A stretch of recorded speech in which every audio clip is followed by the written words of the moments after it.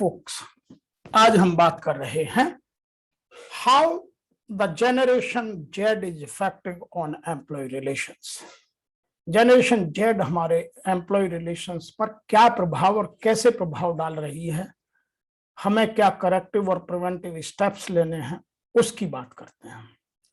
Generation gap हमेशा से एक बहुत बड़ा सामाजिक और कॉरपोरेट का मुद्दा रहा है।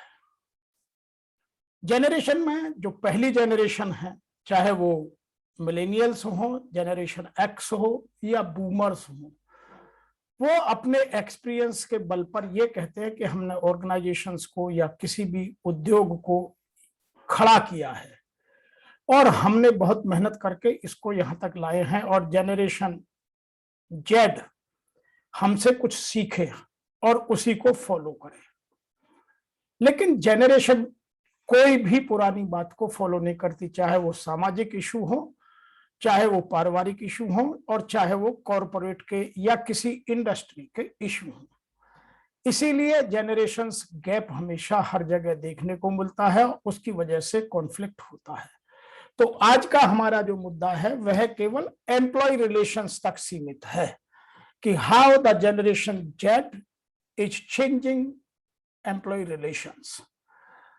आइए बात करते हैं कि हमारी जो जनरेशन जेड है उसका रिक्रूटमेंट हमारे हर सेक्टर में बढ़ता जा रहा है, चाहे वो कॉर्पोरेट सेक्टर हो, बैंकिंग सेक्टर हो, इंश्योरेंस सेक्टर हो, इंफॉर्मेशन टेक्नोलॉजी या आईटी सेक्टर हो, हॉस्पिटैलिटी सेक्टर हो, एजुकेशन सेक्टर हो, हेल्थ सेक्टर हो, रिटेल सेक्टर हो, ट्रांसपोर्टेशन या एविएशन सेक्टर हो, सर्विस सेक्टर हो, टेक्सटाइल, फैशन या डिजाइनिंग सेक्टर हो, गारमेंट सेक्टर हो, फुटवियर सेक्टर हो, हर तरफ अब हमारा जनरेशन जेड का एम्प्लॉयमेंट बढ़ता जा रहा है। तो हमें उसकी नीड उसको समझना पड़ेगा और उसकी नीड को समझना पड़ेगा, तो हम उनके साथ अच्छे मधुर एम्प्लॉय रिलेशंस बना पाएंगे। और यदि हम उनकी बात को नहीं समझते और वो हमारी बात को नहीं समझते तो काफी सारे कॉन्फ्लिक्ट्स फ्लोर पर या उद्योगों में या ऑफिसों में नजर आते हैं। इसका एक और विशेष कारण भी है, क्योंकि वैल्यू सिस्टम, बिलीव सिस्टम, हमारे सोसाइटी के और सिस्टम्स बहुत तेजी से बदल रहे हैं, टेक्नोलॉजी बदल रही है, तो स्वाभाविक है कि संबंध भी बदलते हुए परिवेश में कुछ अलग अपनी आवश्यकताएं दिखाएंगे।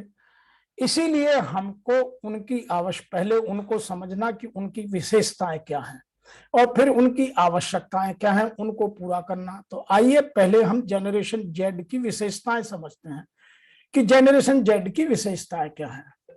तो जो कोर कैरेक्टरिस्टिक्स हैं जनरेशन जेड की, वो 10 प्रमुखतः देखने को सब जगह मिलती हैं और भारत में इनका प्रभुत्व स्पष्ट अब नजर आने लगा है। सबसे पहला, जनरेशन जेड इज एंटरप्रेन्योरियल। पहले लोग इतना रिस्क नहीं लेते थे, आज की जनरेशन जेड बहुत रिस्क लेती है और वो इनोवेशन को और एंटरप्रेन्योरशिप को बहुत लाइक करती है।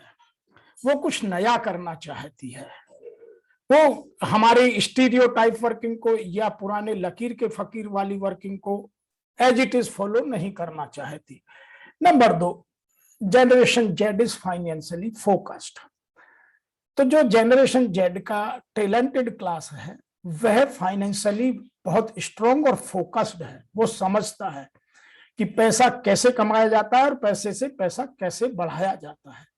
Number 3, generation Z prefer technology. वो हमारी तरह या जो जनरेशन बूमर्स है या जनरेशन मिलेनियल्स है या जनरेशन एक्स है, उनकी तरह बहुत हार्ड वर्क नहीं करना चाहते। They want to work smart और they want to work with technology, they want to work with data. Number 4 पर आता है, दे एंजॉय अदर पीपल। वो अपने आप भी एंजॉय करते हैं और वो दूसरे को भी एंजॉय कराना चाहते हैं, तो वो विन विन सिचुएशन में जीते हैं। नंबर 5 आता है, they are highly competitive. Generation Z में कंपटीशन बहुत है। वो आज किसी भी आप स्कूल में देखिए, किसी में हो, यूनिवर्सिटी में देखिए कि हर बच्चा 90% से अबव नंबर लाना चाहता है because of this competitive nature, they want to be number 1। तो वो उद्योग में भी या किसी सेक्टर में जाकर भी, अपनी सर्विस सेक्टर में भी हमेशा कॉम्पिटिटिव बने रहना चाहते हैं। नंबर 6 पर है their acceptance of change is very high, they can accept any change. पहले चेंज को एक्सेप्ट करना एक बड़ी प्रॉब्लम थी, लेकिन जनरेशन जेड के साथ ये प्रॉब्लम नहीं है, वो किसी भी चेंज को बड़े आसानी से एक्सेप्ट करते हैं। नंबर 8 पर आता है दे प्रेफर फ्रीडम, चाहे freedom to act, freedom to choose their profession, freedom to move और अन्य कई तरह की फ्रीडम्स। तो they respect and they prefer freedom. Number next है they doesn't even register diversity. हम लोग जो बूमर्स हैं या जो मिलेनियंस है, जनरेशन एक्स है, वो डाइवर्सिटी को बहुत स्ट्रांगली मानते हैं, लेकिन जनरेशन जेड डाइवर्सिटी को, जेंडर डाइवर्सिटी को या किसी और डाइवर्सिटी को बहुत, ना तो स्टेट डाइवर्सिटी को, ना लैंग्वेज को, ना जेंडर को वो कभी रजिस्टर नहीं करते। उनके लिए person is person, colleague is colleague, friend is friend. तो उनमें किसी तरह की बायस्डनेस नहीं है, they want to grow. Number 9 पर आता है mobility in their nature, they want to move, they want to move horizontally, they want to move vertically, they want to move one place to another place. Now transfer or employee mobility is not a big issue. In my time, मेरे दिनों में लोग जहां नौकरी करते थे वहीं से रिटायर होना प्रेफर करते थे। Now mobility is not a big issue, और जनरेशन जेड के लिए तो कोई इशू ही नहीं है, क्योंकि they don't carry very high baggage, वो बहुत लाइट ट्रेवल बैग रखते हैं और कहीं भी मूव करते हैं। नंबर 10 पर है they want to be heard, वो अपनी बात सुनाना चाहते हैं, अपनी बात सुनिए, उनका लॉजिक समझिए, उनके आर्गुमेंट को समझिए, उनकी वॉइस को कैप्चर करिए, what they want to say, because they want to work on certain issues very focused. तो ये उनकी 10 कैरेक्टरिस्टिक्स हैं जनरेशन जेड की। आइए अब जनरेशन जेड शॉप फ्लोर पर या ऑफिसेज में या ऑर्गेनाइजेशन में या कॉर्पोरेट्स में या किसी भी और सर्विस में क्या चाहता है, व्हाट दे वांट। नंबर 1, वो फ्रीडम टू वर्क और फ्रीडम रेस्पेक्ट ऑफ इंडिपेंडेंस चाहते हैं। वो पहले की तरह जूनियर सीनियर हायरार्की में बिलीव नहीं करते, वो अपना काम करें, अपना एंजॉय करें। तो उनके लिए इंडिपेंडेंस और फ्रीडम टू वर्क एक बड़ा मुद्दा है। जहां उनको ह्यूमिलिएशन होता है, दे लीव क्विकली। इसीलिए जिन ऑर्गेनाइजेशंस में रेस्पेक्ट नहीं है न्यू एम्प्लॉय की, वहां टर्नओवर ज्यादा है। तो ये उन लोगों के लिए समझने की बात है कि जहां वो एम्प्लॉय को या न्यू जॉइनीज को या न्यू एंट्रेंट्स को रेस्पेक्ट नहीं करते, उसका इंडक्शन, ओरिएंटेशन प्रॉपरली नहीं करते। Number 2, they want competitive salary. आज मेरी इंडस्ट्री में या मेरे सर्विस सेक्टर में या मेरे जैसे अन्य उद्योगों में क्या सैलरी है, मेरी सैलरी उससे कॉम्पिटिटिव होनी चाहिए। Number 2, they understand their value of performance and potential. आज हार्ड वर्क करके यदि आप उनको प्रॉपरली रिवार्ड नहीं करते हैं तो वो रुकना पसंद नहीं करते हैं। यह बात मैं बार बार टैलेंट मैनेजमेंट की बहुत सारी फोरम्स में कह चुका हूं कि अब आपको हाई टैलेंट को, हाई पोटेंशियल को, हाई परफॉर्मेंस को समझना होगा और उनको उनके हिसाब से डील करना होगा। तो they want competitive salary. Competitive salary का मतलब दोनों तरीके से है।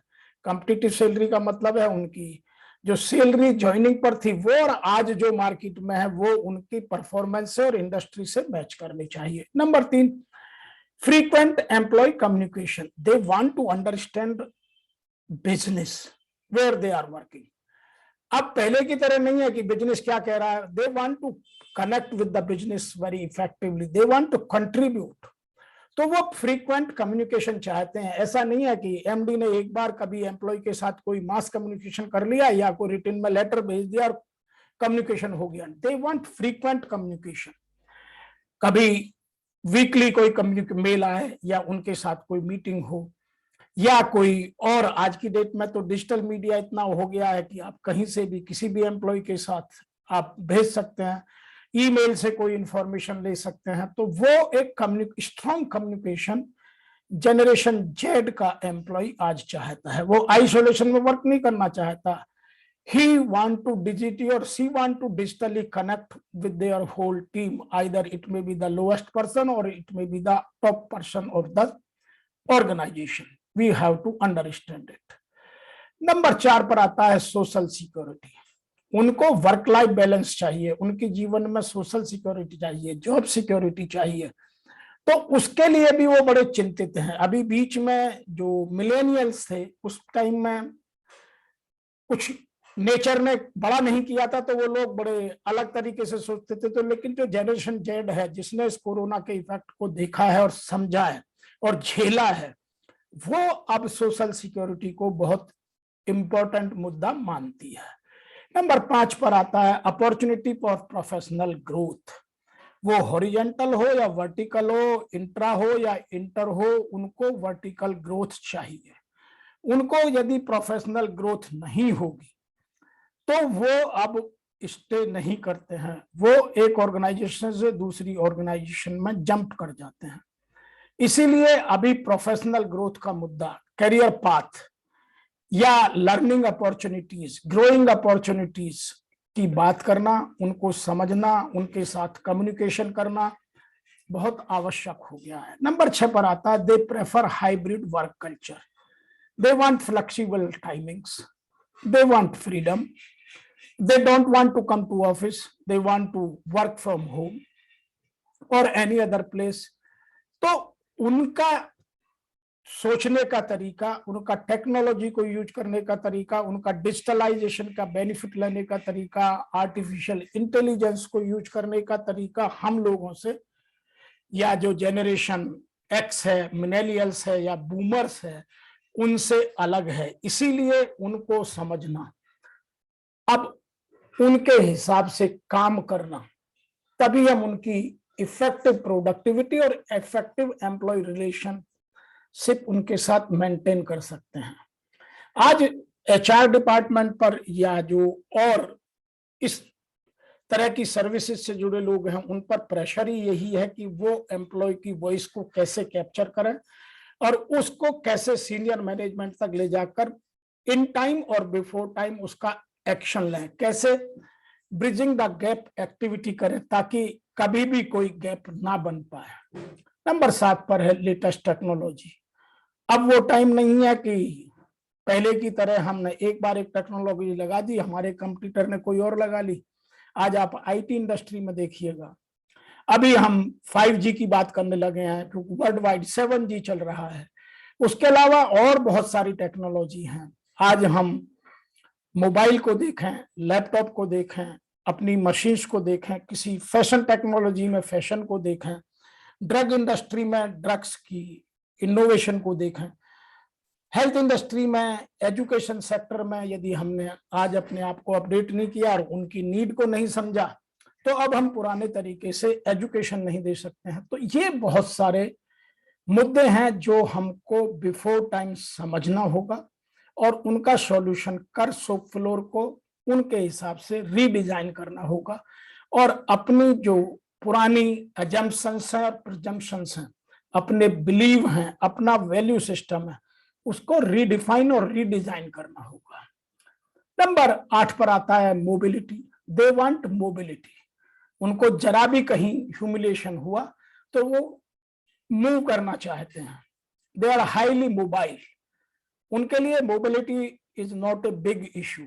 उनको ट्रेवल करना, उनको इधर से उधर घूमना, एक जगह पर बहुत लंबे समय तक काम नहीं करना, उनकी अब नेचर में है, क्योंकि उनकी अपब्रिंगिंग इस तरह से हुई है कि उनको इन चीजों से अब कोई भय नहीं है, डर नहीं है, कोई दिमाग में उनका फियर नहीं है। नंबर 9 पर आता है एनकरेज इनोवेशंस। जो जनरेशन जेड है वो हाईली इनोवेटिव है। वो कभी भी लकीर के फकीर की तरह या स्टीरियोटाइप वर्क नहीं करना चाहते, वो कुछ नया करके देखना चाहते हैं। इसीलिए आपने देखा होगा ऑटोमोबाइल इंडस्ट्री में कितनी तेजी से, आईटी इंडस्ट्री में, इलेक्ट्रॉनिक इंडस्ट्री में, इलेक्ट्रिकल और इंस्ट्रूमेंटेशन में, फैशन डिजाइनिंग में, हॉस्पिटलिटी में, इंफ्रास्ट्रक्चर में इतना इनोवेशन हो रहा है कि अब हम पुराने डिजाइन को या पुराने स्टाइल ऑफ वर्क को या पुरानी टेक्नोलॉजी को बहुत लंबे समय तक कंटिन्यू नहीं कर सकते। तो उनके इनोवेशन को, जो ऑर्गेनाइजेशन हाईली इनोवेटिव नहीं है, जहां इनोवेटिव या फ्रीक्वेंट प्रोडक्ट मिक्स चेंज नहीं है, वहां भी लोग मोनोटोनी मानने लगते हैं। तो ये ऑर्गेनाइजेशंस को समझना पड़ेगा कि हम उनके हिसाब से किस हिसाब, उनकी परफॉर्मेंस और उनके पोटेंशियल को यूज करने के लिए अपने आप में क्या क्या बदलाव लाएं। नंबर 10 पर जो बहुत इंपॉर्टेंट है वो है want to know what is expected at work. वो पहले की तरह नहीं है कि जो बॉस ने कह दिया वो कर दिया, नहीं। वो अपना KRA या गोल सेटिंग एक्सरसाइज के टाइम पर they want to know what is expected from them. उससे ज्यादा आप कराइए तो वो उनको, उसके लिए कोई मनाही नहीं है, लेकिन उनको क्लियर एंड कंसाइज वे में कम्युनिकेशन होना बहुत जरूरी है। इसीलिए जिन ऑर्गेनाइजेशंस में कम्युनिकेशन की प्रॉब्लम है, क्योंकि कॉर्पोरेट में या किसी भी सर्विस सेक्टर में आप देखिए 85% problems are connected with communication. तो जहां स्ट्रॉन्ग कम्युनिकेशन है वहां प्रॉब्लम्स या कॉन्फ्लिक्ट लेवल लो है, और जहां कम्युनिकेशन वीक है वहां बहुत ज्यादा है। तो they want to know what is expected from them during the period और during the financial year, so that they can design and they can develop themselves and they can deliver as per the need of the business। तो ये चीजें आज हमारी आवश्यकता बन गई हैं। हमें इनको समझना, अपने आप को रिडिजाइन करना और रिडिफाइन करना, अपनी टेक्नोलॉजी को अपग्रेड करना, अपने वर्क फ्लोर को, अपने शॉप फ्लोर को, अपने ऑफिसेज को, अपनी थिंकिंग को, अपने ट्रेनिंग डिपार्टमेंट को, अपने कम्युनिकेशन सिस्टम को ठीक करना होगा। जो ऑर्गेनाइजेशंस इन सबको ठीक करेंगी दे विल एंजॉय, जो नहीं करेंगी वो मिक्स्ड एनवायरनमेंट में या फिर किसी और मूड में चली जाएंगी, जिनका वर्णन मैं यहां नहीं कर सकता हूं। तो मेरा सभी से निवेदन है कि आप यदि जनरेशन जेड का परफॉर्मेंस और पोटेंशियल दोनों यूज करना चाहते हैं तो पहले उनको समझिए, उनकी आवश्यकता को समझिए, शॉप फ्लोर को रीडिजाइन रीडिफाइन कीजिए और एंजॉय कीजिए और उनका एंगेजमेंट लेवल बढ़ाइए। जब तक एम्प्लॉय एंगेजमेंट हाई नहीं होगा तब तक कोई ऑर्गेनाइजेशन ग्रो नहीं कर सकती। और जनरेशन जेड हैप्पी होने के बाद अपना पोटेंशियल जस्ट डबल करती है। इसीलिए आप इन चीजों को, अपनी ऑर्गेनाइजेशन के नीड को आइडेंटिफाई कीजिए। हम जैसे जो कंसल्टेंट्स हैं, मैं और मेरी ऑर्गेनाइजेशन वीके डायनामिक सेंटर इन सब कामों में बहुत मदद करती है। मदद लीजिए और बिफोर टाइम या समय रहते हुए अपने उद्योग की तरक्की के लिए इन चीजों को अपने हिसाब से रीडिजाइन और रीडिफाइन कीजिए। Thank you very much.